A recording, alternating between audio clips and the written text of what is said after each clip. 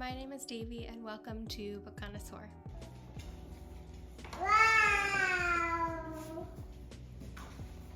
Today I want to talk about some autumn fragrances that I would recommend.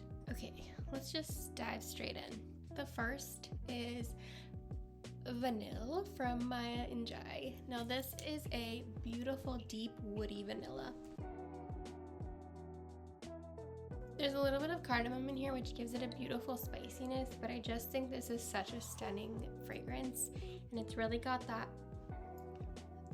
classic Maya Njie deepness that I just adore.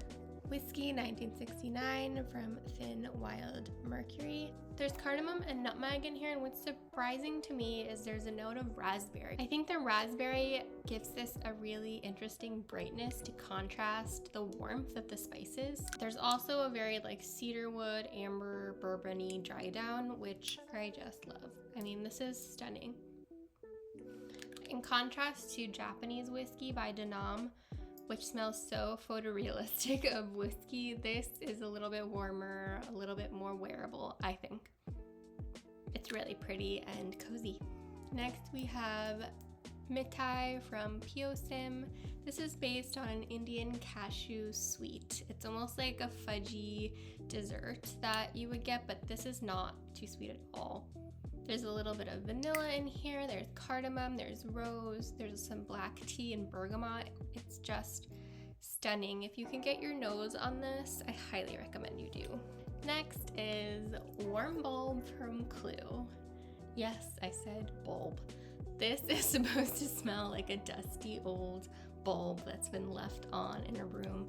And is that what I get? I don't know, not really. I get a lot of warm vanilla in here. There is a little bit of this muskiness to it that's really pretty. It's a really interesting smell to me. It kind of reminds me of a thrift store or thrifted items and that sort of coziness of finding something loved.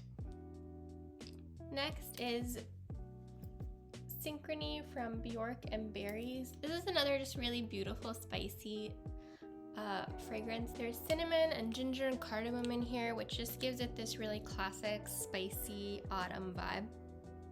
There's patchouli, cedarwood, and the dry down. This is really light. This is really refreshing. I think if you don't love the heaviness of a spicy fragrance, this might be a good option. I find Björk and Berries to make really great scents for the gym, and that's where I love wearing their fragrances, so I think this is going to be my gym scent for the foreseeable future. And last we have Eau Duelle from Diptyque, the EDT version. So if you don't know, EDT is Eau de Toilette, and EDP is Eau de Parfum. And an EDT, which is what I have, has less of the perfume oil in it, so it's more a little bit lighter and maybe doesn't last quite as long.